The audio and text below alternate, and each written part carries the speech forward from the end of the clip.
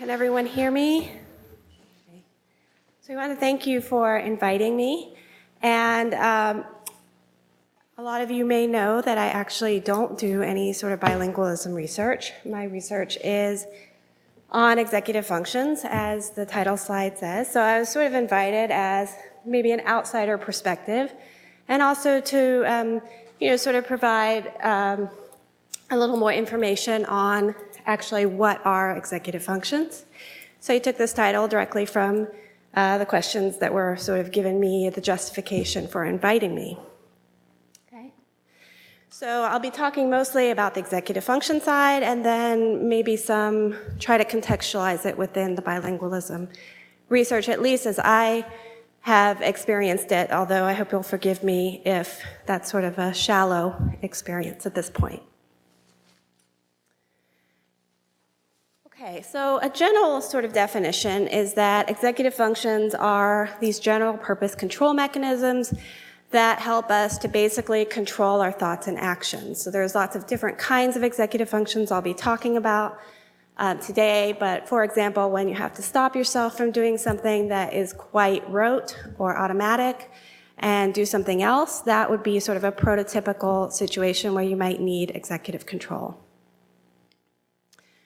And I'm not going to talk about neural evidence in this talk, but in general, we know that executive functions recruit this broad network of brain areas, including a frontal parietal network, and likely subcortical areas as well. But the prefrontal cortex is really considered to be a key player in terms of the top-down control. So I just wanted to start out with what I see as sort of a general hypothesis that I hope or I anticipate will be discussed here quite a bit. That we have a variable that we measure. Maybe it's a categorical variable of whether you're bilingual or not, or maybe it's a little more sophisticated. And the idea is that this would actually influence our general executive control, maybe as measured by some sort of task, like interference control task, like a flanker task. Okay, so it's quite a simple model here. But there are a lot of assumptions that go into this model. So one assumption is that actually engaging in language control every day as a bilingual requires some of these same sorts of executive functions that I'll be talking about today. So the same kind of domain general functions that are operating in a laboratory test. And importantly, that we actually have a good idea of what those functions are and can measure them with these sorts of laboratory tests. And further, that this everyday use throughout our lifespan is doing some sort of training on those abilities, and that training will transfer the kind of task that we're using in the lab. So we have a lot of really great speakers lined up here, and I know they're going to talk about some of these issues. So for this talk, I really just want to focus on this little subpoint here, that we actually know what executive functions are involved, for example, and that we can measure those accurately in our study population.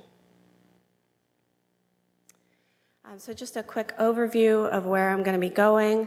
I want to start out talking about how we actually measure executive functions in the lab and some issues that might be important to think about when we're doing these sorts of studies.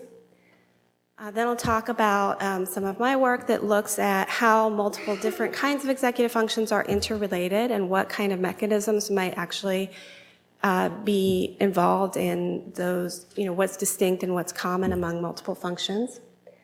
I'm just going to briefly touch on some work I've done on genetic influences and what implications, if any, those have for this kind of research. And then I want to sort of finish up with some of the questions that I have as I'm reading the literature, thinking about things that I sort of would like to hear talked about today. Okay, so one thing about executive functions is that we can't really observe them directly. So executive function is a higher level cognitive process that sort of regulates lower level processes, and that means that during any sort of task that we would design to measure executive control, we've got all those lower level processes coming in as well. Okay? So in my research, I use see if this works. Well, I can't point. I use latent variables. And so a latent variable is sort of depicted with this oval here, and then we have the individual tasks where we can see that underlying process acting in these rectangles here.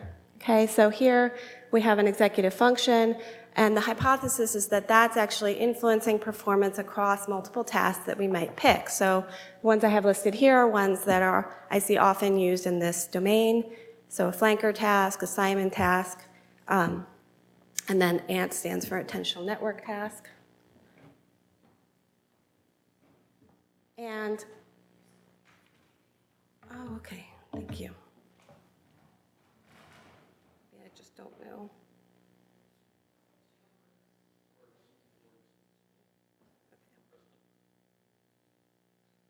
Press the, I don't see anything that says anything. Maybe I'm just, I could probably live without the pointer. I feel like this is like a cognitive demand. Oh, I pushed, okay, push that. Okay, thank you. All right, okay, that's embarrassing. Okay. Okay, so where was I? Okay, so we use a latent variable. I use this quite a bit in my own research. And what you're basically doing is you're kind of extracting what's common among multiple tasks that you think are sort of tapping the same ability. So you look at the correlations among those tasks and figure out if you can sort of infer what the underlying ability is. Okay? So when you do this kind of analysis, you get something like a loading here, and an accompanying residual variance on the right here. There we go. And you can just interpret this directly as like a regression. So you could regress the task on the latent variable. This loading is your beta, and squaring that beta tells you how much variance in the actual task is being accounted for by your latent variable here. And then the residual is just what's left over. So in this example, our underlying function is predicting about 25% of the variance in an individual task. And those loadings are a direct product of the correlations among the tasks. So if we, in this particular example, a loading of 0.5 would correspond to correlations of about 0.25, okay? In actuality, when we look at tasks like this, we don't even observe correlations that high, okay? So it's more like 0.2, we're doing well. Maybe our correlations are more around 0.1, 0.15. So I actually have a study where average correlation was more around in the range of 0.1 to 0.2, actually 0.15 if I'm being generous. And that led to average loadings around 0.4, okay? So now we're only explaining 16% of the variance. I'm sort of belaboring this point because I think it's important when it comes to actually interpreting the effects on these individual tasks. Okay, so the implications, whether or not we're using this latent variable framework, so it doesn't matter, the underlying model is still the same, is that if you have an effect, so bilingualism on executive function, the actual effect that you would expect is basically a product of the paths in this model. Okay, so let's say we have a medium effect size of bilingualism on executive function. That's represented by this standardized path of 0.5, so that corresponds to a Cohen's d of 0.5. You've got a standard deviation difference between your monolinguals and bilinguals. So the actual predicted effect on, let's say, the flanker task, if that was the only task that we'd measured, would actually just be a simple product of the paths, so 0.5 times 0.4, and that gives you 0.2. Okay, so right there, we've dropped our medium effect size down to a small effect size. So this is the situation when we're looking at an individual executive function task. We can recover some of that effect size if we use multiple tasks and actually extract latent variables, but that requires quite large sample sizes and latent variable modeling. So it's not exactly we need a large study where we're actually testing a lot of different tasks, so that can be quite time-consuming as well. Okay. Optimally, in executive function research, we'd really like to come up with some tasks that have higher loadings, that more purely measure our executive functions that we care about. But I think that's quite a challenge at this point. Every time I do another study, I try to refine my tasks. I try to get them a little more reliable, maybe a little more demanding. And sometimes the tasks get better or worse, so a significant challenge. But maybe all of you are not in the business of refining your executive function measures and you just want to use something off the shelf. And unfortunately, this is sort of the situation that you're dealing with. So it's just important to keep that in mind. I think it's also important to use multiple tasks here because there is so much variance that is actually unrelated to this executive function that we care about. So we want to actually be able to say, well, even if it's a small effect, we're seeing it across multiple tasks. We're seeing it not just in a single task. So we have a little more evidence that it might be tapping that common executive function variance. Okay. So that sort of caution aside, I think there's some other issues to think about when we're looking at executive functions. Okay, so far this sort of general executive function variable that I've shown you could actually be sort of characterized a little more specifically as maybe controlling interference or interference resolution.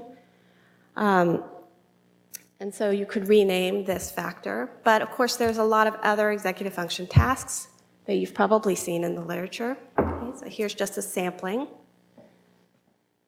I'm going to be going through some examples in a minute, but what I'd like to sort of convey to you is that these tasks may not all be measuring the same thing.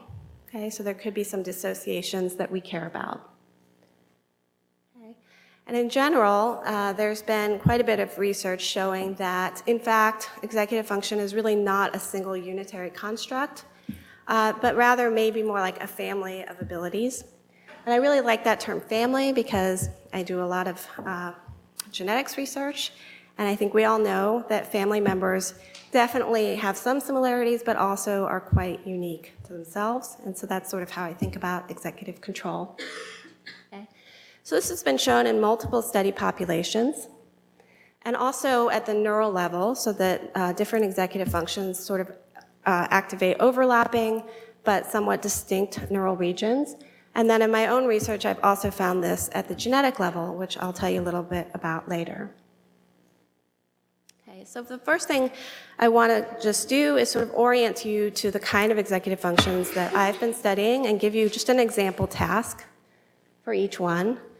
These are definitely not the only executive functions that people have studied, and by looking at these three that I'm going to tell you about, it's not really a statement that these are necessarily the only functions or the most basic functions or anything of that nature, but when we selected these were the ones that were most recent, so most frequently discussed in the literature, and for that reason, that's why we picked them.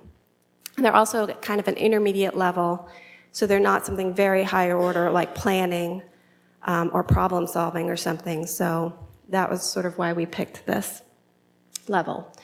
So the first executive function that I'm going to give you an example of is I call it inhibition for short, but it's really response inhibition. This is what you need when you actually have to sort of suppress something that's very dominant or automatic, and in some cases do something else or else just completely full stop and don't do anything. Okay, so an example task for this, and I'm actually going to give you a trial example. So if you've seen these tasks already, you'll be really good at it, presumably, and if not, maybe you'll get a better idea of what we're actually getting at with these tasks. So in an anti-saccade task, it's a very simple task. You see something flash on one side of the screen, which we call a cue, and the automatic tendency is to move your eyes towards things that appear in your environment, and the key in this task is to actually not do that. So you have to move your eyes immediately in the opposite direction. And this is a speeded version, so what's going to happen is you'll see a number appear on the other side, and that will be very quickly masked. So if you don't move your eyes right away, if you actually incorrectly move your eyes towards the initial cue, then you maybe won't have time to see this target. So you guys ready? Did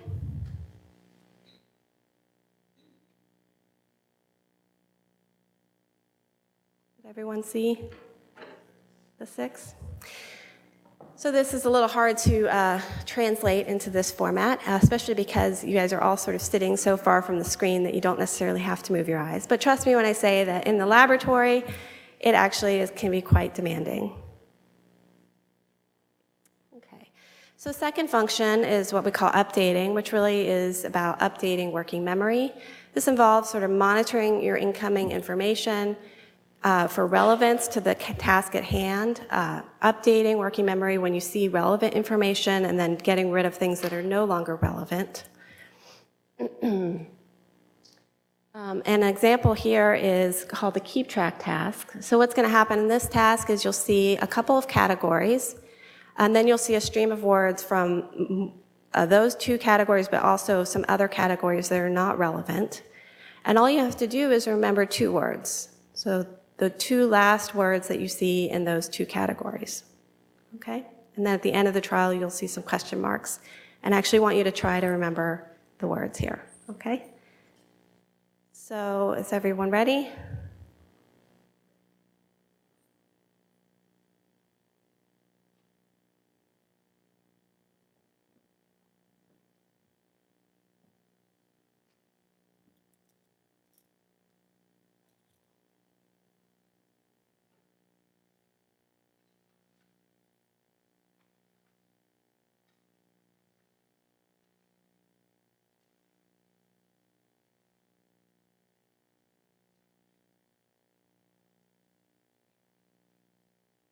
Anyone want to volunteer the answer?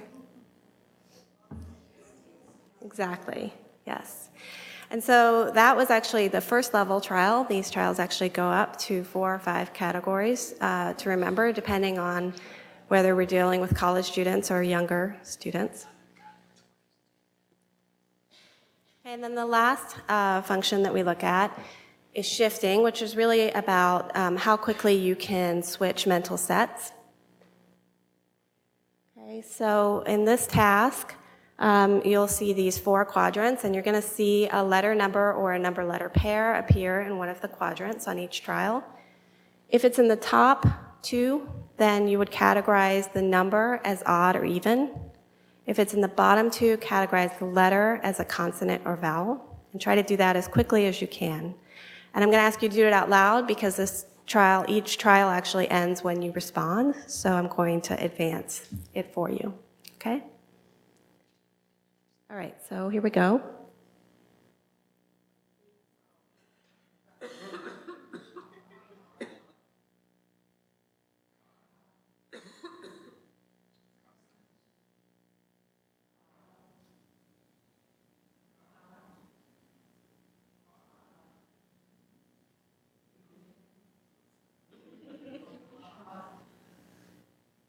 Okay, so that was a very short sequence, but hopefully you got the idea that it's quite a bit easier when it stays in the same bottom or top, so that it's a repeat trial, and it's a little harder when you have to shift between the consonant, vowel versus odd, even. And we actually see that people are slower when they have to switch. We call that a switch cost, and that's the primary measure that we use here. So a while back now, we did a study where the primary question was if we measure all of these sorts of abilities at the level of latent variables, so we try to get rid of this task impurity I was telling you about earlier, is there really sort of like a unitary executive control system, or do we really need perhaps to fractionate it into multiple abilities? So that's what we did in this study, and if it were the case that maybe there's just one executive function, then we should see that maybe a single factor should account for all of these correlations that we'd observe among these tasks. But as you can see, that's not really what we found. We found that actually these 3 functions that we looked at were moderately correlated. So they were definitely significantly correlated, and we called that sort of a unitary aspect of executive function. There was something common to all of them, but those correlations were not really they were not one or in other words, we couldn't really collapse any two of these factors into a more general factor, and we called that diversity. So this study was actually done with quite a small sample for this kind of analysis, and it was done in college students. So it was kind of a priority to replicate these results with a larger population study. And that is what I did in later years. This was data based on a large-scale twin study of actually almost 800 individuals, and it was a population-based study done in Colorado. And you can see we also revised the battery a little bit, but that's not really important here. But you can see that we replicated this general pattern, that there were intercorrelations among these factors, but those intercorrelations were not, none of the factors could actually be collapsed. So in that paper, in the 2008 paper that I had cited up there, we actually also sort of reconceptualized this model. So I just want to tell you a little bit about that. So what you see here at the top is basically that same model that I just showed you. I just rotated it so I could fit the other model on the same slide. Okay, so you've got three correlated factors. And what's going on here is that what we call unity and diversity is all in those correlations. Okay, so the correlations are less than 1, they're greater than 0. That's where we're getting the information. And we really wanted to be able to capture that same unity diversity, but in actual factors that we could then correlate with other things. So we basically estimated this alternative model, which is basically just a reparameterization of the first model. So it's not that different, it's just a different way of carving up the variance. So what you see here is that we have a common factor that accounts for all of the tasks. And then we have some specific factors that then account for whatever remaining covariations we're not getting at with this common factor, which we call updating and shifting specific. And you may notice that there's no inhibiting specific in this model. And that's because once you take out all the correlations due to the common factor, there's really no correlations among those inhibiting tasks left over. And another way to think about that is if we actually had our three factors here, and we maybe took a hierarchical common factor and let it predict all three, it perfectly predicts inhibiting. So you can think of inhibiting as sort of isomorphic with this common factor. There's no residual variance left over, but it doesn't perfectly predict updating or shifting. There is some residual left over. And I think this helps clarify the interpretation of the updating and shifting specific factors. So you should think of those as basically residuals. So those are variation that's left over once you've taken out the common factor. And that's actually why they're orthogonal to the common factor and to each other. So as I said, this is just a different way of looking at the data. This is not a really radical shift. And the reason why we're so enamored, let's say, with this model is that it really allows us to very easily look at how common and specific variance is related to other traits that we might look at in a way that sort of allows us to look at these things without maybe getting into multicollinearity problems or things like that. And I'm not going to talk about it today, but a lot of my work looks at how these abilities are actually related to other kinds of traits, not just cognitive, but also psychopathology. And we find that this common factor is quite important for predicting those sorts of traits. And it looks a little bit different than, for example, if we were to predict IQ with these factors, where you see a big role for the common factor, but also a big role for the updating specific factor in predicting intelligence. So we do have some ideas about what kind of mechanisms are involved in these functions, but they're mostly hypotheses. I just want to briefly talk about them. So in terms of what that common factor is measuring, we sort of conceptualize it as your ability to sort of keep your goal actively in mind, presumably in working memory, and use that to bias ongoing processing. Shifting specific, we think, is more about the speed of replacing those goals when you need to. So this could be sometimes called something like mental stickiness or flexibility in terms of how quickly you can shift. And I have here this flexibility-stability trade-off, because in some cases, the better you are at maintaining a goal, the harder it might be to switch. And so we actually see that trade-off sort of emerging in some of our data. And then finally, the updating specific factor, we're not quite as convinced about, and we have some multiple candidate mechanisms. Those include things like how quickly you can gate information, for example, not how quickly, but how effectively you can gate information in basal ganglia, and also perhaps controlled retrieval from long-term memory, which is important in some of these memory tasks. So you may be thinking, well, I just told you that the common executive function factor is isomorphic with inhibition. Maybe all these tasks require inhibitory control. Why don't we just say that the common factor equals inhibition? Maybe that would be more informative about what the actual mechanism is.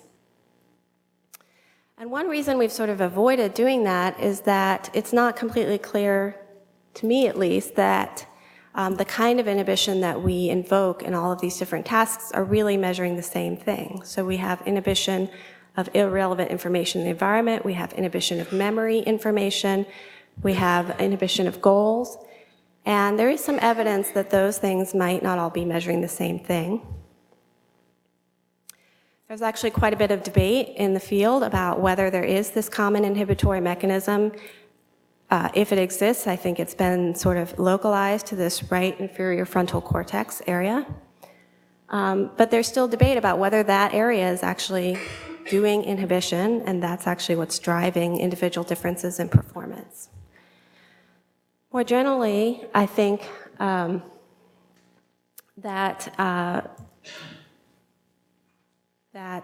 how to say this? I think that if we actually do believe that it's inhibition, I think that we should do a little more research to figure that out. But if it's not inhibition, if it's something sort of more like goal maintenance and resolving competition, then we might lose sight of what the actual mechanism might be if we're focused on, for example, suppression, when maybe we should be focused on activation, quality of our goal representations, and things like that. There's a very large history in cognitive psychology of sort of conceiving of top-down control and frontal cognition in terms of goals. And so that seems like a natural candidate to start with in terms of understanding this construct. I think it also sort of helps clarify how we're thinking about these things to other frameworks that are in the literature. So for example, Rand Engel, who's here, has talked quite a bit about controlled attention, executive attention, as a key factor in individual differences in working memory span tasks, and how that might be related to active goal maintenance, which then serves to do things like resolve interference or do controlled retrieval from long-term memory or inhibit in tasks. There are some differences. Obviously, we talk a little bit more about diversity and think that there may be different aspects that come into play with some of these tasks. But I think this idea of controlled attention is very similar to what we're talking about with our common executive function factor. So I'm really glad that Judith also talked about this proactive and reactive control framework, because I think there's also some similarities there. So the idea that individuals might vary in terms of how, whether they sort of maintain these goals before trials start or sort of just, do some catch-up to respond when they see that they have to exert control, is something that Braver has talked about. And he's talked about how this could account for both differences across tasks and also differences across individuals, that there may be some sort of stable individual differences in whether people adopt a proactive strategy. Those in turn might be related to basically how effective they are at doing that and how difficult it is. And so that's sort of what we might be talking about with this common executive function factor, your sort of dispositional tendency, let's say, to adopt a proactive strategy. And of course, one thing that you may have noticed is that those three executive functions that I talked about aren't exactly what you might want to know about when you're doing bilingualism research if you think that maybe tasks like flanker are sort of a key measure that you would want to measure. So we don't usually include a function that is looking specifically at distractor interference, although I have looked at it in a prior study. So that study looked at multiple kinds of inhibition ability, and I'm just going to focus in on the data for distractor interference. So what we did is we measured the tasks that we usually measure for response inhibition, and then also a selection of tasks that sort of require you to select information from competing options in the environment. And we found that at the latent level, they correlated moderately to highly. The correlations in the study were quite low, and so that led to a lot of imprecision in the estimates. So we actually couldn't reject the hypothesis that that correlation was one, that this was a single factor. We had 220 subjects. Perhaps if we'd had more, we could have rejected it. But at that point, we just moved on and said, okay, we'll just collapse them at this point. So I think the jury's still out on that, but I would say that they're highly related, probably separable if you had enough subjects. One other thing that I have been sort of interested in that I saw some reference to in some studies was the idea of mixing costs. So in that switch task that I showed you, you were in the same block switching between trials and doing repeat trials in the same block. The repeat trials definitely are easier and faster, but actually they're still harder than if you were just doing a single block where the task didn't shift ever. And we call that difference mixing cost. And that has been used as a measure of monitoring in bilingualism research.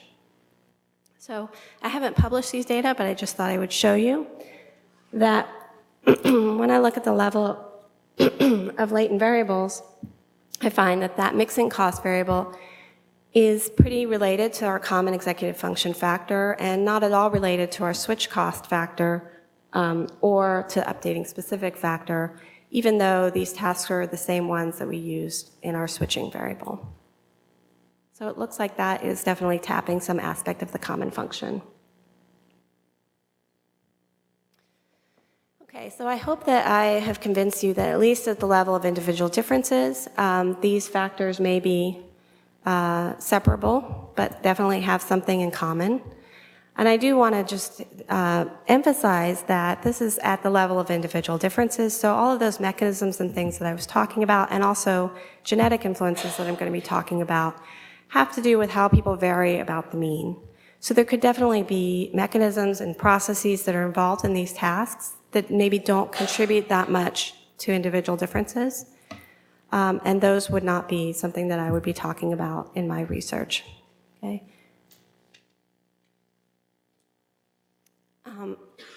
But just sort of switching gears a little bit to talk about why we might see this unity and diversity, or where this is coming from. I just wanted to tell you about these twin study that I did that sort of looked at this question. So we could ask, assuming that there's some genetic variance, does this variance sort of operate mostly at the common factor, and what distinguishes these other updating and shifting specific factors is mostly just environmental variation? That's actually something similar to what we see with, for example, general cognitive ability and more specific cognitive abilities like verbal ability and spatial ability. We see that most of the genetic variance occurs at the G level, and that environmental variance sort of discriminates verbal from spatial. So we wanted to know, would we see something very similar with executive functions? So I'm not going to go into the details of the twin methodology, but just want to show you that I'm going to be using these three letters. So A stands for additive genetic variation, C stands for shared environment, and that is any environmental influence that makes twins correlated with each other or family members in general. So presumably things like socioeconomic status and things like that. And then E is basically the catch-all for all remaining variants. it's any environmental factor that would make individuals uncorrelated, and that would include error. So as part of that 2008 paper that I showed you, the original factor structure, we also did this twin decomposition, and we found sort of the striking finding that actually there wasn't very much environmental variance in executive functions at all once you got to this latent variable level. Okay?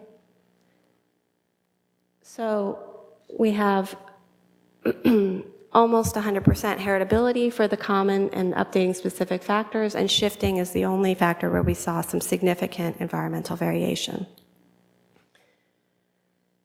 So I actually have a paper under review right now that is sort of presenting a follow-up to this. So looking at these same twins at age 23, we think, you know, there's a lot going on between the ages of 17 and 23, a lot of new environmental factors that are coming into play. Would that sort of change the story?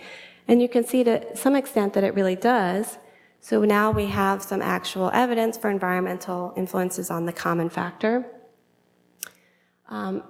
And so the overall heritability is lower, and I should just note that this genetic variance is identical with the prior. So there are no new genetic influences that come into play after late adolescence. And also unpublished is this data from a completely independent twin sample that was done when these individuals were about age 21. And we also see some evidence for environmental influences, but again, it's mostly dominated by genetic influences. And this should note that this sample, in addition to being slightly older, also was had a soft selection for conduct problems and substance use. So there's obviously some more environmental factors there. So when this study came out, and I think still, I often get this question of how, you know, does this mean that there could be no environmental influences on executive functions, that we can't change them, that we should just give up on training studies and things like that? I haven't really seen that in the bilingualism research, but just in case some of you are secretly thinking that, I wanted to sort of dispel that idea. Okay. So we might ask, for, first of all, where would we even expect bilingualism to be in that model? So there's been some discussion in papers that people don't really choose to be bilingual. For example, maybe you're born into that.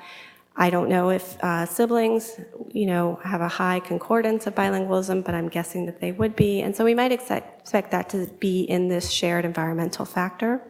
Maybe it's in non-shared. If so, then we don't have too much information in these models about that. But I want to point out that if we think that it could be at all a choice or influenced by genetic factors, that actually, I think that A estimate actually includes gene-environment correlation. So you can imagine a situation where people who are very good at executive control enjoy doing things that require executive control, seek out environments where they can really flex that muscle, to use that kind of terminology, and in the process maybe become better. So we can't really separate genes and environment in this kind of model.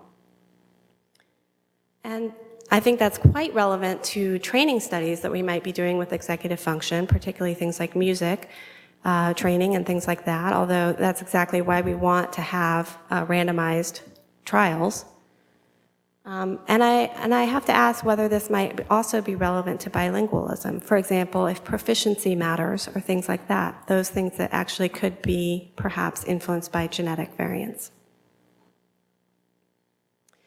And then just a sort of a stock caution, these models, they're very limited in terms of the population that's being studied, the particular time, and in some sense, well, in all senses, the specific trait. So I actually don't know what proportion of my sample might have been bilingual. It's quite a Caucasian sample. I don't know what the incidence of bilingualism is in Colorado, among Caucasians in Colorado. But to the extent that we didn't really have that in our sample, we couldn't really capture whether that might have shown up in any of our environmental estimates. So all that to say, I just want to caution that I don't think that you should interpret this as really having implications for bilingualism, except in the sense that generally in our general population, perhaps these are quite genetically influenced traits. Okay, so just to briefly summarize what I've covered, I started out talking about how executive function tasks are quite impure. So only a small proportion of the variance is really capturing that executive function that we care about, and then that could have some significant impact on research looking at these tasks and make it important to use multiple tasks. I've also talked about how we're not really talking about one executive function, but a more complex structure. And so I think it would be important to actually think about which executive functions we care about in terms of language control, which ones we think might be getting trained by bilingual control.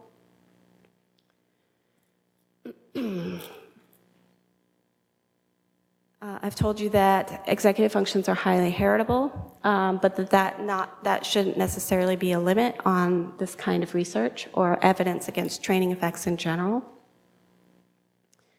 And then I just wanted to end with some questions that I have. This should really be called a question slide as I'm reading this literature. So the first thing, obviously, is does bilingual language control actually require the same executive functions that we might be measuring with these individual tasks? One thing that comes to mind is this idea of novelty. So executive function tasks sort of lose their power once you've gotten a lot of experience with them. They maybe no longer require as much control, and you tend to see in activation terms, in terms of neural activation, that neural activation sort of shifts more posterior in the brain. And I think in terms of language control, we're talking about a very highly practiced ability that also has been talked about how that activation also shifts to the back of the brain with very highly proficient individuals. So I think that raises this issue of even if there's sort of a similar, there's an obvious overlap, is it really the same process, or have we sort of learned how to deal with language in a special way? I know that there's probably going to be a lot of talks about that today. Okay, so if we do decide that it is measuring the same executive function or is requiring the same function, then I think we'd want to know, which one, and do we need to be very fine-grained about this, or are we sort of getting at a very general function? And if we do decide, then I think another fascinating question is, does using multiple languages actually train these executive functions, and does that training transfer? I think we haven't been too successful in finding training transfer in a lot of executive function research, so I think it would be sort of awesome to find that it does transfer in this realm. And then I think there's another dimension, which was alluded to by Judith, that we have this sort of time dimension, right? So when is it that this training really occurs? Is it very early in language development? Is it throughout the lifespan? And how do we see these different sort of time courses of benefits that she was talking about? Are we sort of constantly training it, or was there sort of a period where we trained it and then there's no further progress? So those are the main questions that I'm hoping will sort of be answered in this workshop, or at least touched on, or maybe I'm a little off base because I don't do this kind of research. But you asked for an outsider perspective, so that's what it is. Thank you.